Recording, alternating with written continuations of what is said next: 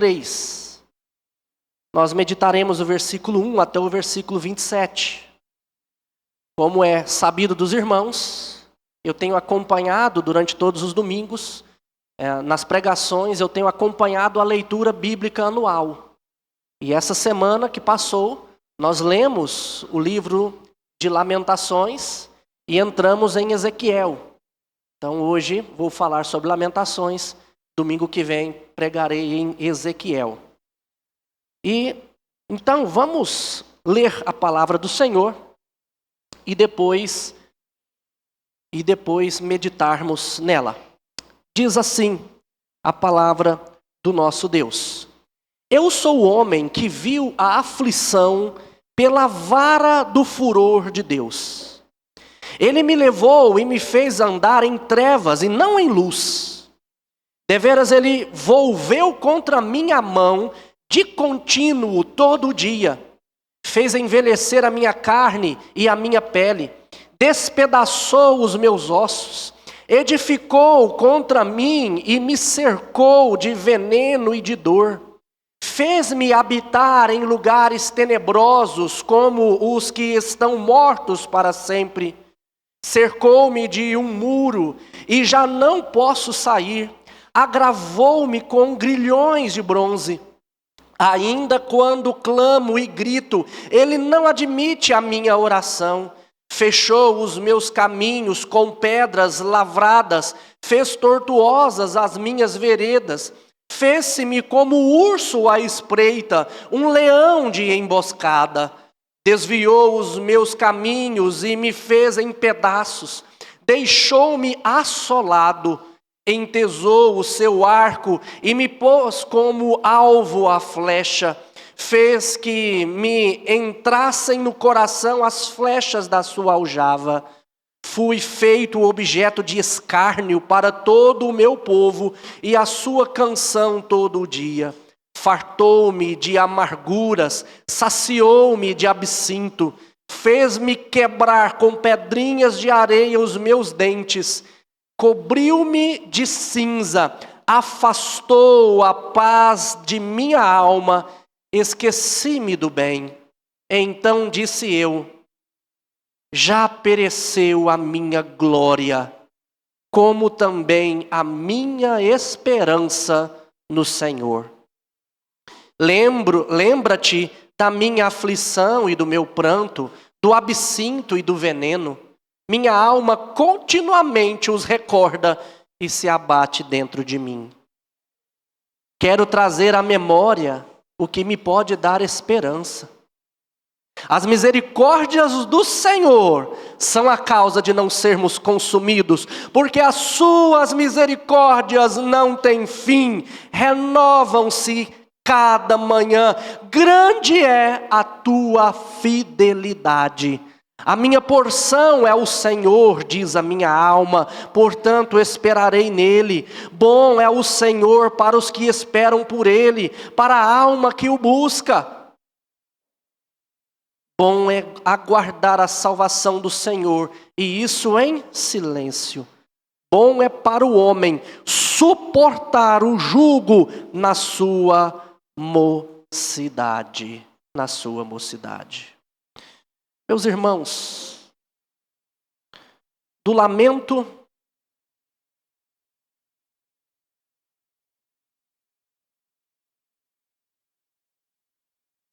se quiser passar daí de trás também pode. Vamos ver. Tá aí. Do lamento à esperança, como a soberania de Cristo forja a fé no vale da dor.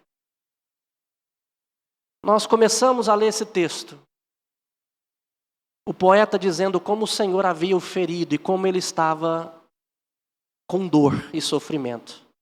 Mas ele termina tudo na esperança do próprio Deus que o havia ferido. Deus é soberano em tudo, e inclusive no nosso sofrimento. E nós precisamos entender isso. Quantas noites nós já passamos mergulhados no choro, na amargura, na dor, no sofrimento, talvez da perda de um ente querido, Talvez numa depressão que você tenha entrado, que você nem sabe a razão disso mesmo, mas não consegue sair dela. Quantas vezes estamos mergulhados na dor e no sofrimento e não sabemos o que fazer ou como fazer? E nessa noite eu quero mostrar para vocês mostrar sobre a esperança inabalável em Deus, que é o refúgio seguro da alma aflita, mesmo sob o peso do juízo divino. Mesmo quando Deus pesa a mão sobre nós e permite o sofrimento na nossa vida, ainda assim, Ele é a nossa esperança e nós precisamos entender isso. Meus irmãos, alguns domingos eu falei para vocês sobre ídolos no nosso coração. E até sugeri que vocês lessem um livro chamado Deuses Falsos, do Tim Keller. Porque ele mostra para nós como que nós pegamos coisas boas e a elevamos em um status da divindade e fazemos dessas coisas boas coisas últimas, que se nós a perdermos, vai embora toda a esperança. Assim, quando uma mãe ama o seu filho mais do que deve, a perda do seu filho pode a fazer ficar em desespero. E Tim Keller mostra muito bem para nós que a tristeza ela é até saudável, porque a tristeza, quando nós perdemos uma coisa boa, nós entristecemos por isso, isso é normal, mas nós encontramos consolo em outras coisas. Mas quando nós perdemos um ídolo do nosso coração, é uma coisa última, nós não encontramos consolo em nada nessa vida. E Israel tinha feito isso. Israel pegou as coisas boas de Deus e elevou a um status tão alto, tão elevado, que aquilo se transformou em um Deus na sua vida. Ora, Deus disse que Ele seria um Deus de paz para Israel. Mas Israel começou a andar longe dos caminhos do Senhor, distante do Senhor, não estava muito interessado no Senhor. Mas a paz era algo tão importante para eles, que eles chegaram a ser enganados por falsos profetas que profetizavam paz. Não, está tudo bem, Deus está com vocês. E não estava, porque eles haviam deixado os caminhos do Senhor. O templo era a presença do Senhor. Mas eles estavam indo para o templo e vivendo de qualquer jeito, e eles achavam que o templo era o Deus deles. Tanto é que em Jeremias capítulo 10, Deus diz: o templo não vai proteger vocês. Deus disse para eles que eles entrariam numa terra que manava leite e mel. A terra era uma terra boa. E eles adoraram tanto a isso que criaram um Deus, Deus de fertilidade, Deus de chuva e Deus daquilo. E eles colocaram seu coração nisso também.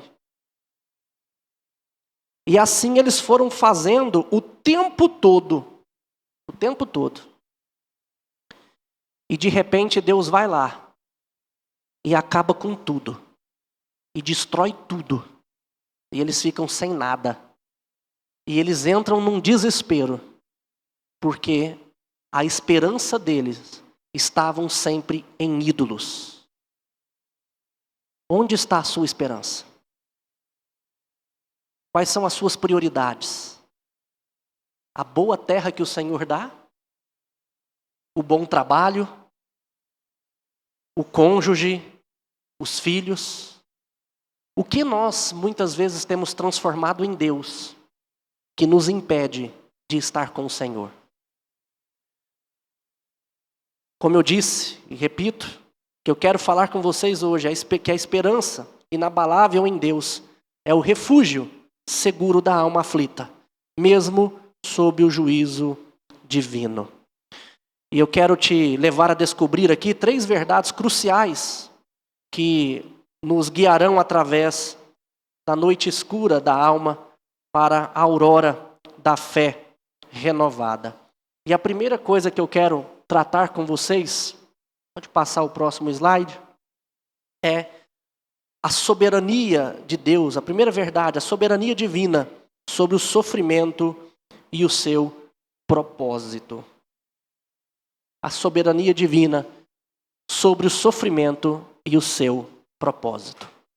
Meus irmãos, o nosso texto começa com uma expressão de dor profunda, mas o mais importante, de dor administrada e imposta por Deus. Não é um sofrimento acidental, mas é um sofrimento que tem uma origem e, portanto, tem um propósito. A mão soberana de Deus, Deus no controle da angústia. O poeta se apresenta como um homem que tem visto a aflição pela vara da ira de Deus. E a linguagem dele, meus irmãos, é intencional. O sofrimento não é aleatório, é uma imposição divina. Foi Deus quem levou o sofrimento para eles. Se nós relermos o texto, você vai ver o poeta dizendo, olha, Deus fez isso. Deus se colocou como espreito, como um lobo na espreita. Deus se colocou como um leão. As flechas dele feriram. Foi Deus quem havia feito tudo aquilo. Meu irmão, e uma das primeiras coisas que nós precisamos entender para lidar com o sofrimento é que não existe nenhum sofrimento que não seja dado por Deus e que não seja administrado por Deus, porque Ele é o Deus soberano, até mesmo no sofrimento da nossa vida.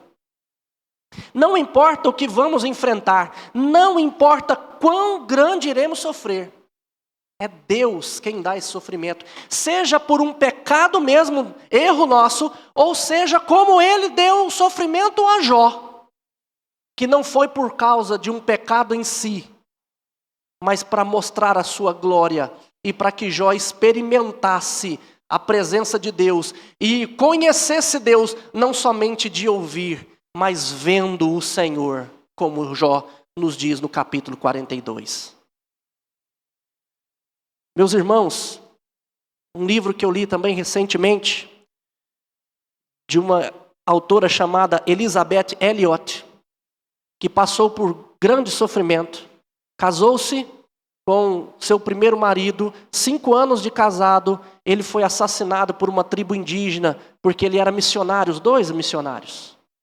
Casou-se uma segunda vez, e novamente Deus a fez viúva. Seu segundo marido morreu com câncer. E ela enfrentou muita dor e sofrimento ao longo da vida. Morreu com demência. Mas enquanto saúde ela tinha, abençoou muitas pessoas, inclusive com esse livro que diz: o sofrimento nunca é em vão. O sofrimento nunca é em vão. E nesse livro Elizabeth diz que Deus sussurra para nós em nossos prazeres. Fala em nossa consciência, mas grita em nossa dor. Ela é seu megafone para despertar um mundo surdo. Deus sussurra nos nossos prazeres, fala a nossa consciência e grita na nossa dor. E um dos propósitos, meus irmãos, é despertar exatamente, nos despertar para Ele. Este é um dos propósitos primários. E foi por isso que Israel passou por esse sofrimento. Israel tinha se esquecido do Senhor, feito deuses no seu coração, estava andando distante do Senhor. E foi necessário que Deus tirasse tudo para que eles entendessem que eles precisavam mesmo era do Senhor. Nós vemos também essa verdade que a ameaça da dor, que o sofrimento ofusca a glória e a esperança.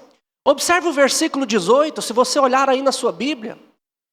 Vai mostrar para nós que o sofrimento ele tem poder de cegar-nos para glórias passadas e para futuras. De tirar de nós a esperança quando a dor ela é tão imensa e parece vir da própria mão de Deus, a alma se sente muitas vezes traída, vazia, perde o seu chão. A fé é provada, é colocada à prova de forma radical, levando a gente a questionar a própria bondade de Deus. Aqui o poeta chega a essa conclusão: olha, não tem esperança mais na minha glória, acabou tudo, mas eu também não tenho esperança no Senhor. Mas às vezes é necessário chegarmos a esse estado para que haja uma real mudança. Um estado em que não existe mais esperança para nós, que nós desejamos a morte, que nós não queremos mais nada. Às vezes é necessário chegar neste ponto, porque é neste momento que nós vemos uma reorientação que é necessária. E nós vemos como a provação redefine a vida, do versículo 19 ao versículo 21. Porque é neste momento que o poeta agora fala assim: olha, eu quero trazer à memória aquilo que me dá esperança. Porque agora ele entende que tudo que ele vivia, se for tirado, depois que foi tirado dele, ele viu que nada daquilo era esperançoso. Então, apesar da profundeza do desespero e da perda da esperança, no versículo 18, o poeta ele experimenta uma reviravolta sutil, mas profunda. E ele decide orientar o seu pensamento. O seu pensamento. Meus irmãos, esse relembrar aqui do poeta não é um ato passivo, mas é uma decisão consciente de trazer as verdades de Deus à nossa memória.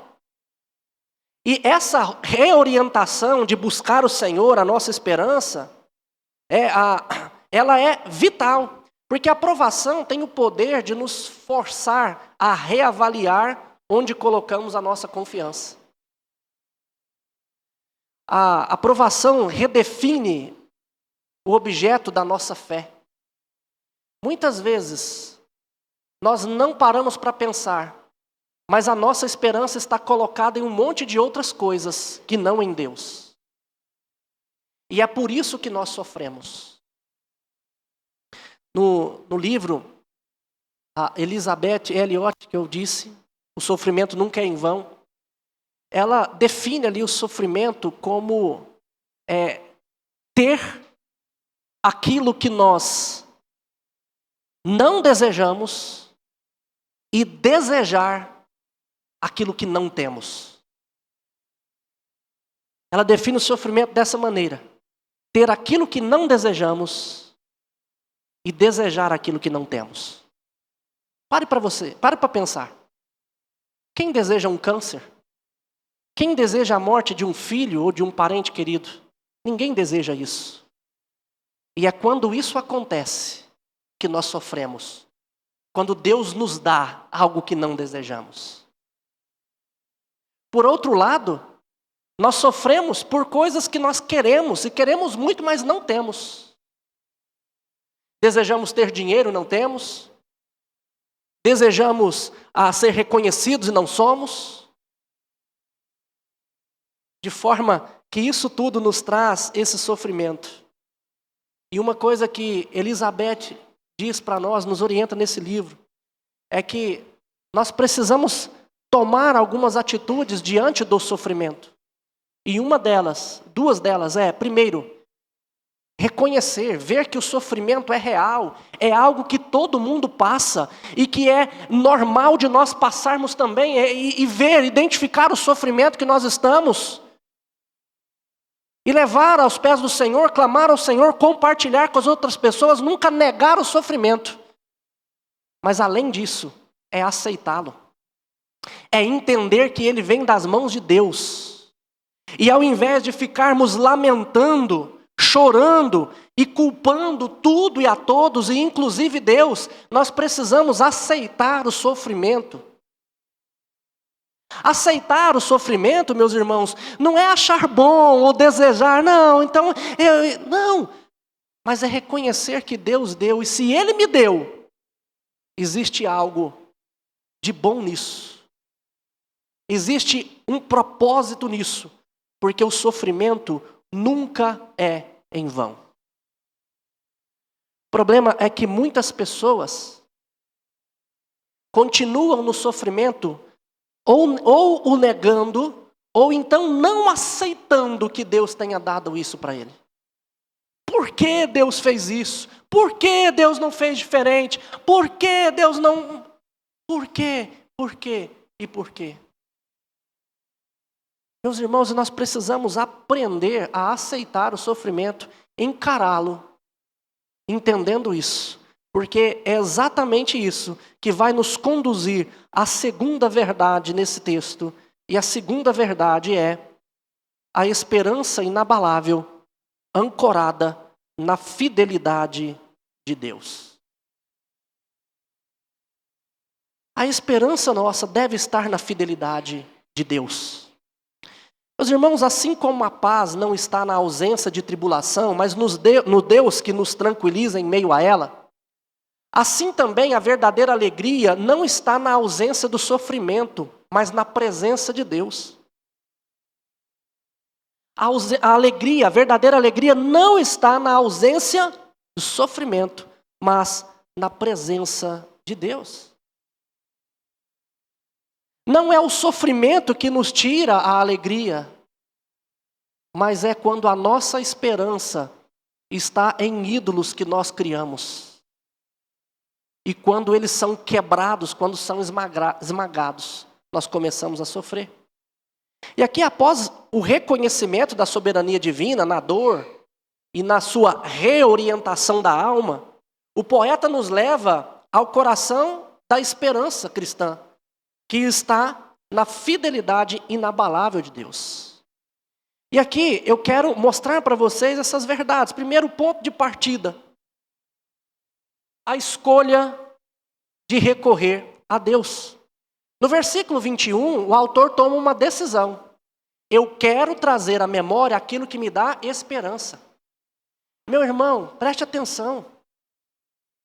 Não é um filho que de repente eu possa perder que vai trazer esperança para mim, ou alegria. Não é. Ele não é Deus. Não é o meu trabalho, a minha carreira que eu tanto sonhei, que foi por água abaixo, que iria trazer esperança para mim e alegria. Não é, porque nada disso é Deus, são coisas finitas. Não é a minha saúde. Se eu tivesse saúde, então eu teria esperança. Não é a saúde também que vai trazer isso para nós. Não é alguém com deficiência física que de repente pensa, se eu fosse diferente, eu teria mais esperança. Não é, porque não há nada nesse mundo que seja finito, que traga real alegria e esperança para nós. E foi necessário Deus tirar tudo para que o poeta então entendesse, nada disso me dá esperança, então eu quero buscar aquilo que me dá esperança. Meus irmãos, o ponto de partida está nessa decisão de recorrer a Deus e não às coisas. O problema, eu já disse e repito, é que muitas pessoas, depois que Deus tira deles o ídolo que eles tanto amavam, eles ainda ficam remoendo, querendo e buscando esperança nesse ídolo.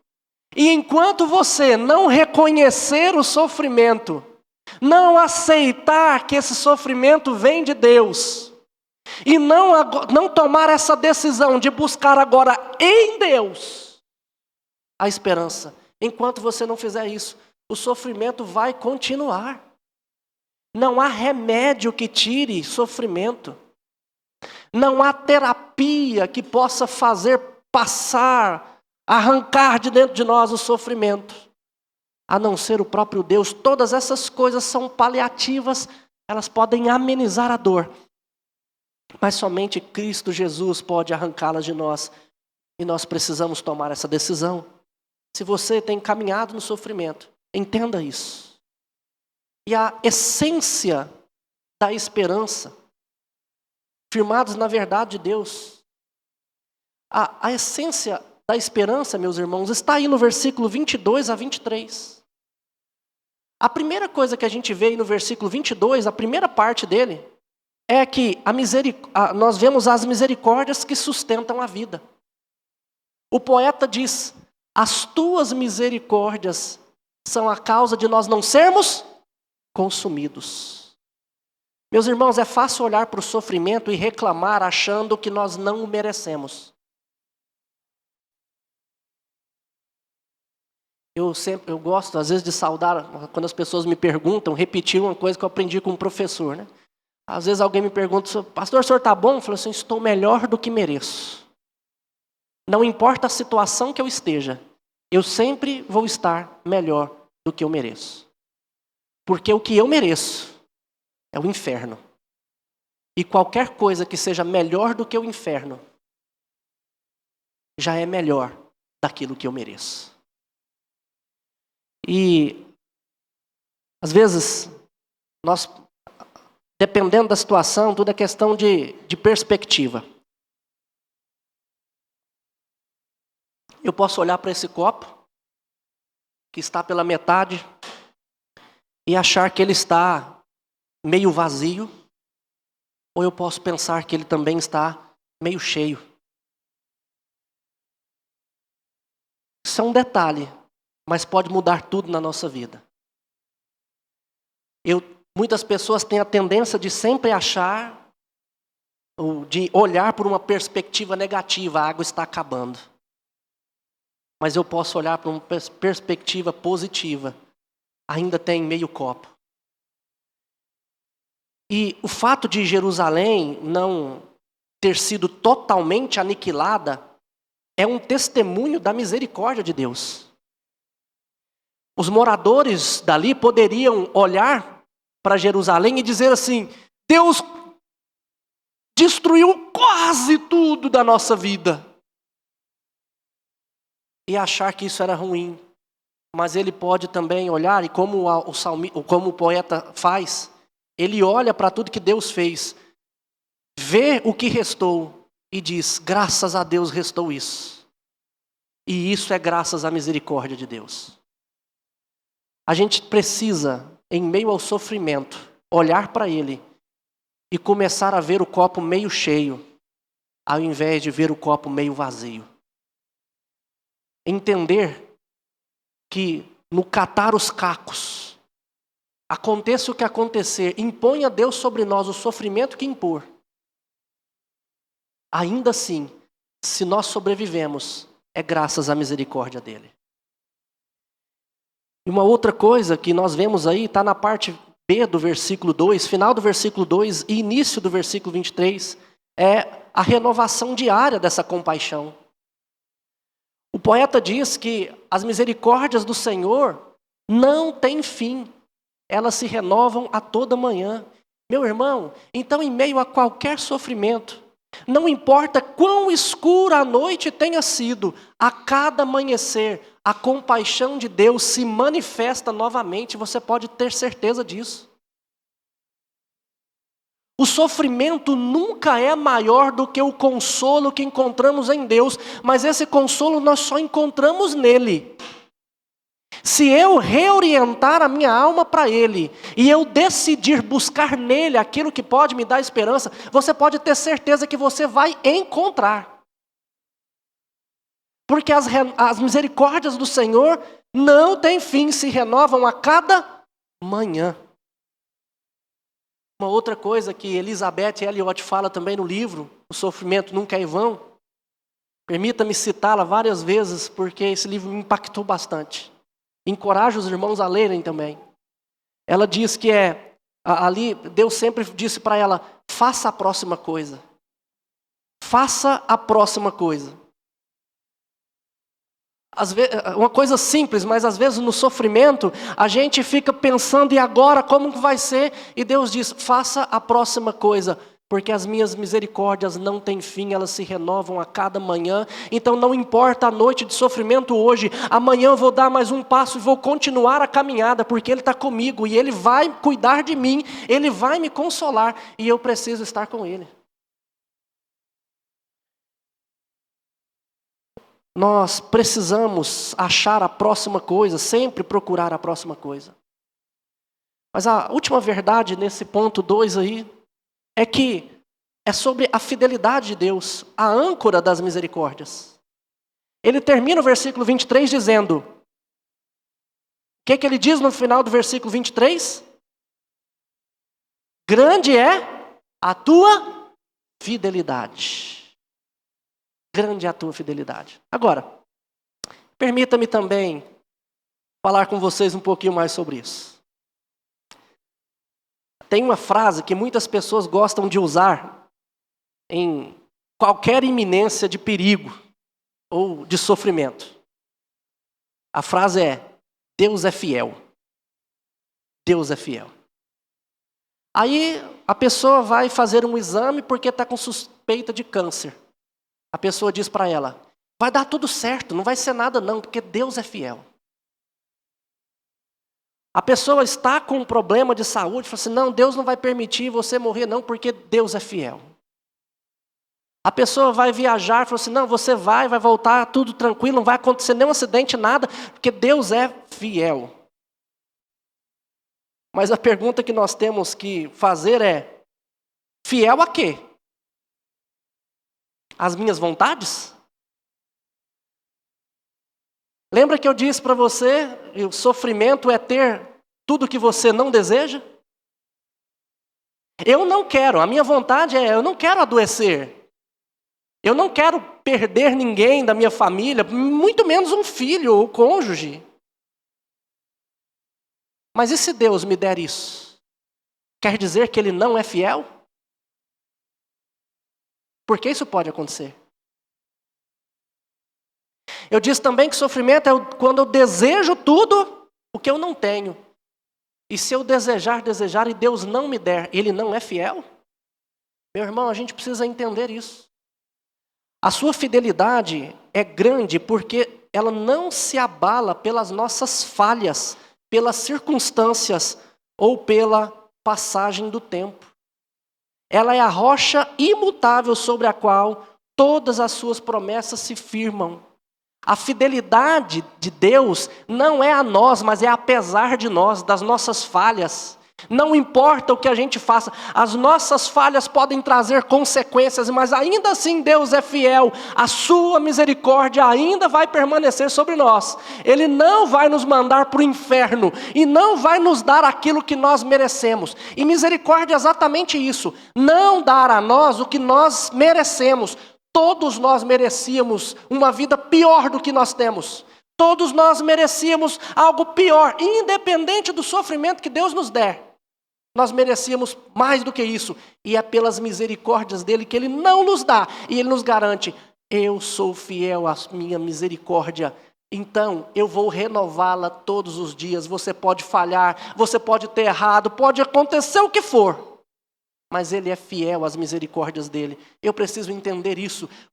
Todos os dias é possível encontrar esperança em Deus, porque a sua misericórdia não tem fim, renova a cada manhã. E Ele é fiel para continuar tendo misericórdia conosco. Não importa o seu choro, meu querido. Não importa como você esteja sofrendo. Você precisa correr para os braços do Senhor. Pastor, foi Ele mesmo que permitiu e que me deu esse sofrimento? Foi.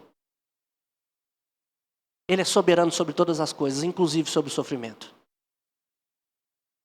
Mas o sofrimento não é em vão. Corra para o Deus soberano. E aqui, aquela terceira coisa ali, versículo 24. O deleite em Deus, o fruto supremo da esperança. O clímax dessa confissão está no versículo 24. O que o autor diz? A minha porção é o Senhor, diz a minha alma, portanto esperarei nele. Lembra que eu disse no início desse sermão que Israel pegou várias coisas boas e as transformou em coisa última em Deus na sua vida? Pois é, elas foram tiradas. Deus destruiu tudo. Acabou a terra, acabou o templo, acabou a paz, acabou a glória, acabou tudo. E foi em meio à perda de tudo que o poeta declarou o ser o Senhor, a sua porção, a sua herança, o seu sustento. Meus irmãos, muitas vezes nós só iremos entender que Jesus é tudo o que necessitamos quando Ele for tudo o que nós temos. Preste atenção nisso. Nós só iremos entender que Jesus é tudo o que nós necessitamos quando Ele for tudo o que nós temos. Às vezes é necessário Deus tirar tudo de nós. Restar somente Cristo.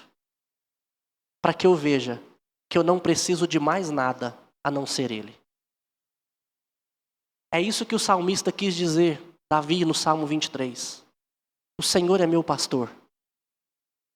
Nada me faltará. Ou seja, eu tendo o Senhor como meu pastor, eu não vou sentir falta de nada. Ele é tudo o que eu necessito. Tudo.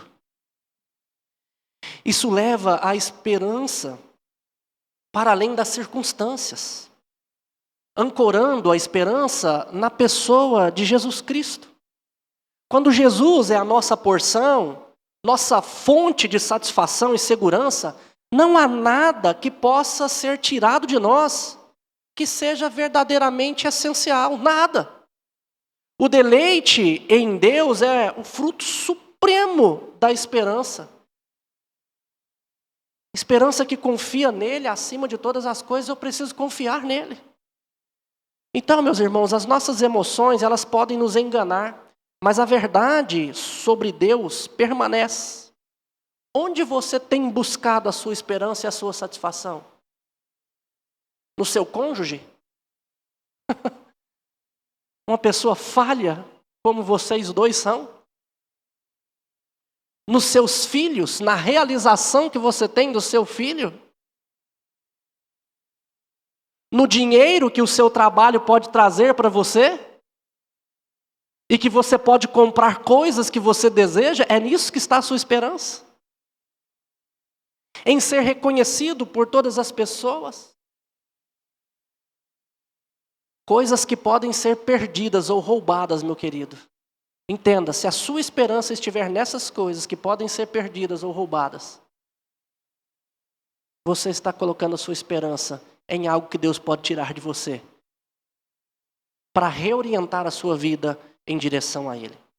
Então, escolha ativamente lembrar, dentro do sofrimento que você pode vir a enfrentar ou está enfrentando, escolha de maneira racional, eu quero colocar o meu coração em Deus, naquilo que só Ele pode dar para mim, a esperança que eu posso encontrar somente nele. Eu quero lembrar disso. Eu sei que você pode olhar para a sua vida e ver, e identificar onde é que você tem lamentado e sofrido, e que isto que Deus traga de volta isso para você. Mas entenda, a sua porção deve ser o Senhor. Faça dele a sua porção. Abra mão de tudo que Deus tirou da sua vida. Esqueça aquela ideia de determinar, trazer de volta o que o devorador levou. Meu irmão, Deus usa o devorador, mas às vezes é Ele mesmo quem tira. Foi Ele quem tirou tudo de Israel. Entenda, se Ele tirou de você, ou se Ele não te der, não adianta continuar com a mente pensando, eu só serei feliz com isso. Não. Ou eu não consigo ser feliz tendo tal coisa. Não. A sua porção deve ser o Senhor. Mas em último lugar, meu querido,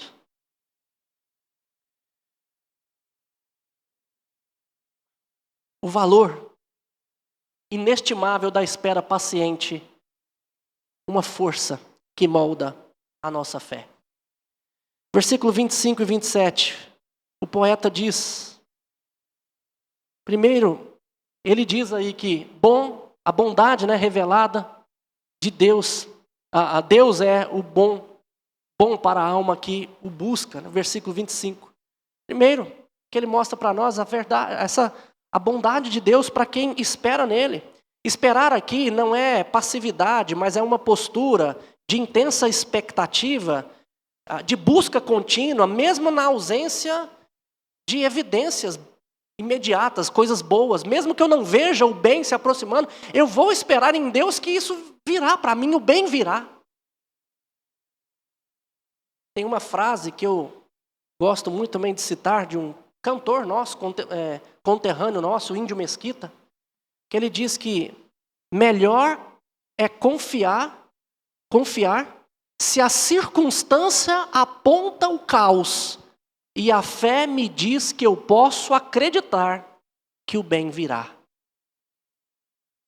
Melhor é confiar se a circunstância aponta o caos, mas a fé me diz que eu posso acreditar que o bem virá. Espere em Deus.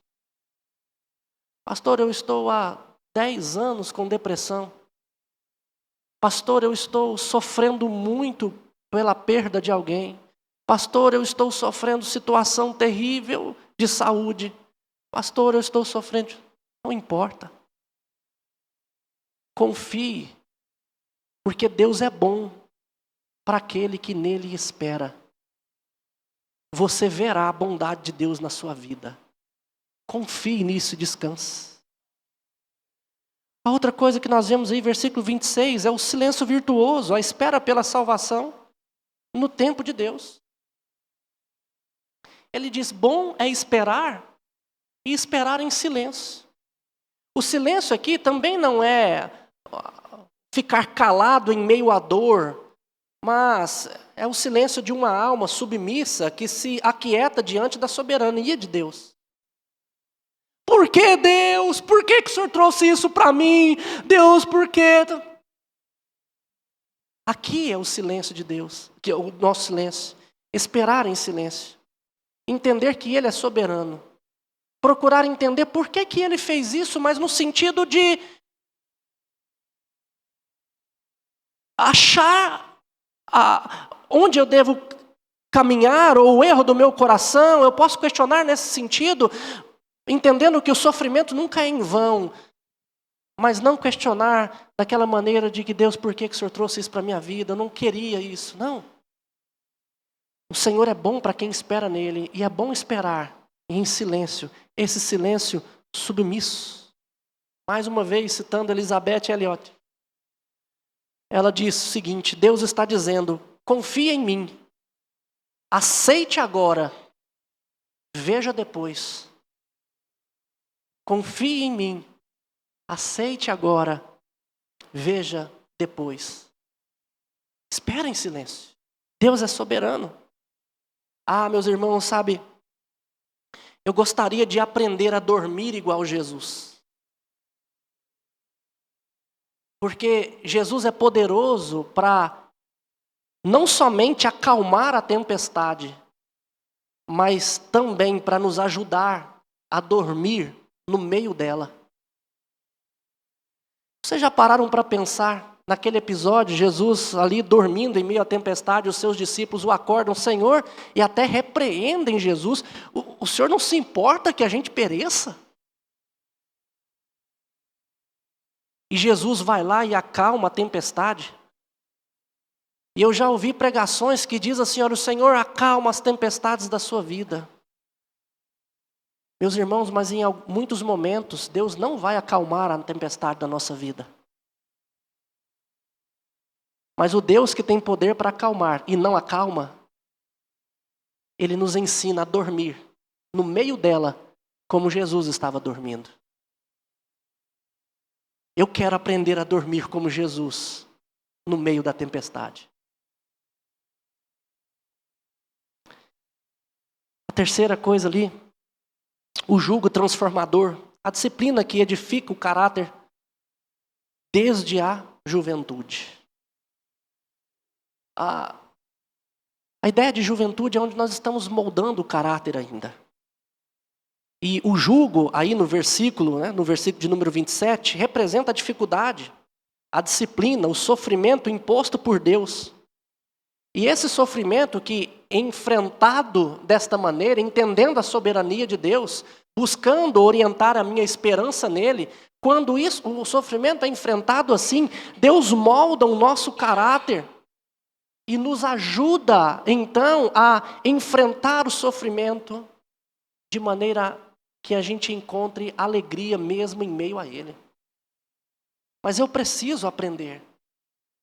É bom para mim suportar o jugo do Senhor, suportar o sofrimento, porque o sofrimento nunca é em vão. Nunca é em vão. Meus irmãos, a Elizabeth Elliot, ela diz que para enfrentar o sofrimento, nós precisamos reconhecê-lo, aceitá-lo, agradecer em meio a ele, não agradecer por ele, mas agradecer em meio a ele, porque as misericórdias do Senhor são a causa de não sermos consumidos. E uma quarta coisa que ela diz também, é oferecer a Deus, de volta a ele, aquilo que ele tem dado a nós, no sentido de que o sofrimento não é em vão, ele está moldando a minha vida, e agora eu vou oferecer a minha vida a ele, moldada por tudo que ele tem feito comigo. Em uma cultura de gratificação instantânea, a gente busca atalho para resolver a dor, ou permite que Deus use o tempo e a disciplina para moldá-lo? Uma pergunta. Em tempos que nós vivemos de gratificação instantânea, o que eu tenho feito? Buscado atalhos para resolver a minha dor e o meu sofrimento? Ou enfrentado essa dor e sofrimento, entendendo que Deus me colocou nela, Deus trouxe isso para mim, e Ele é a esperança, e eu vou no tempo de Deus ser moldado, lapidado, para me oferecer a Ele de novo: Senhor, eis-me aqui, o Senhor edificou minha vida, agora trabalha em mim, trabalha por meio de mim. Paulo, quando escreve a segunda carta aos Coríntios, ele mostra o quanto ele sofreu, ele fala o quanto ele sofreu, ao ponto de desesperar da própria vida. E ele fez isso para que ele pudesse confiar em Deus, e não nas forças dele. E no versículo 3, no versículo 4, lá do capítulo 1 de 2 Coríntios, ele diz que Deus, o Pai de toda consolação, Deus de toda consolação, é Ele quem nos consola em toda a tribulação, para podermos consolar os outros que passam por tribulação, com o consolo com que nós mesmos fomos consolados. Perceba, o que Deus faz conosco? Ele nos permite passar pelas tribulações. Nós encontramos o consolo nele. Ele trabalha em nós e depois, por meio de nós, Ele trabalha na vida de outros, nos usando como instrumentos nas mãos dele. O sofrimento nunca é em vão. Nunca é em vão. Então, meu querido, abrace a espera, abrace a espera não como um tempo perdido, mas como uma oportunidade divina de Deus trabalhar em você. Cultive o silêncio virtuoso. Aquiete a sua alma diante do Senhor, confiando nele. Ele tem um tempo perfeito. Receba o jugo. Receba isso que o Senhor tem dado a você.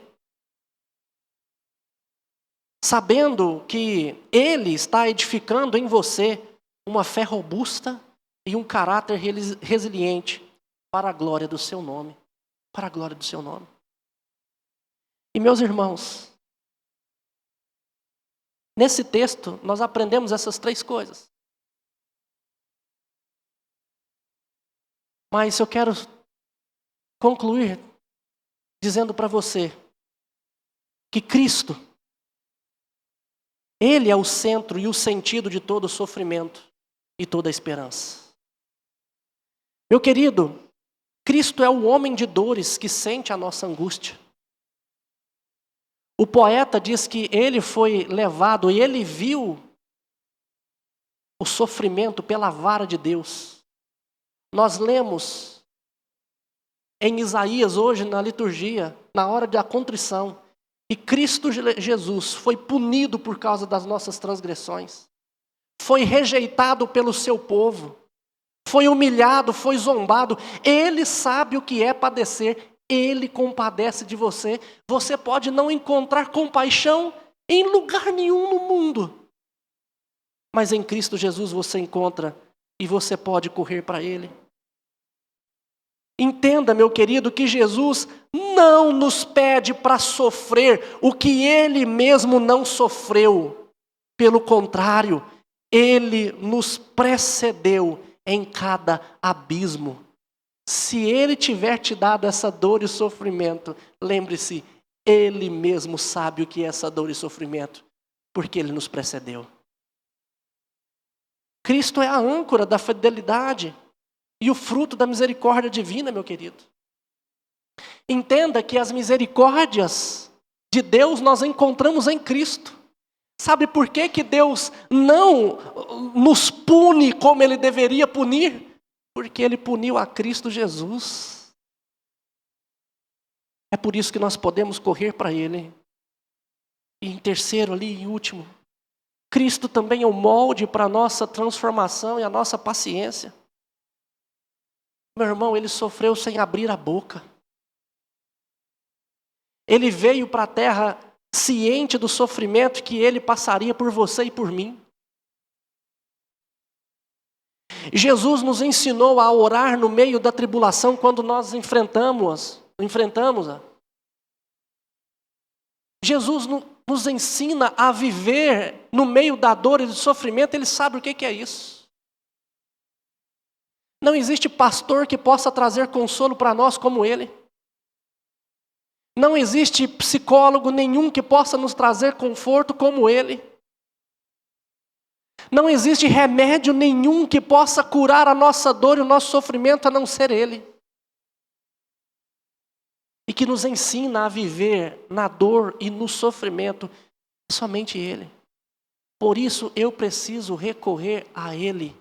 Eu preciso buscá-lo.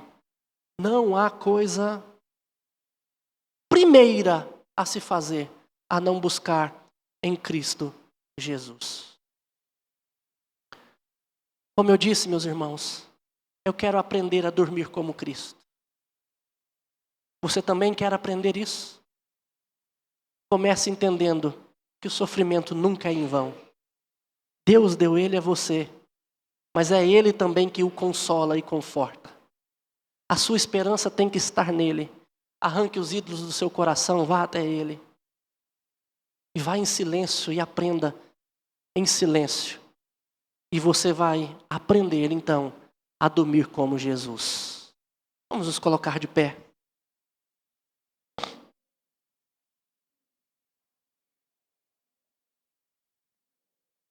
Pai, eu te agradeço por tudo que o Senhor tem feito nas nossas vidas. Te agradeço pelo consolo e o conforto que nós temos em Cristo Jesus. E pedimos ao Senhor, ó Deus, que nos ajude, ó Pai, em meio ao nosso sofrimento. Sofrimentos que nós enfrentamos e que muitas vezes nos traz desespero. Ajuda-nos, ó Pai, em meio a eles, a reorientarmos a nossa vida em direção ao Senhor, a buscarmos a esperança no Senhor e fazer do Senhor a nossa porção. Ajuda-nos, ó Deus, a esperar em Ti, esperar em silêncio e suportar o jugo que o Senhor tem dado a nós, entendendo que então o Senhor vai moldar a nossa vida e nós poderemos então viver contentes, alegres, mesmo em meio ao sofrimento, entendendo que a verdadeira alegria não está na ausência dEle, mas na Sua presença conosco. Ah, Deus, que nós possamos olhar para Cristo Jesus e entender que é somente por Cristo que nós podemos, ó Pai, viver, experimentar tudo isso que o Senhor promete para nós. E agora, irmãos, que a graça do nosso Senhor e Salvador Jesus Cristo, Filho, que a comunhão de Deus, que o amor de Deus o Pai, a comunhão do Espírito Santo, repouse sobre vós hoje e para todos sempre. Amém. Amém. A igreja pode se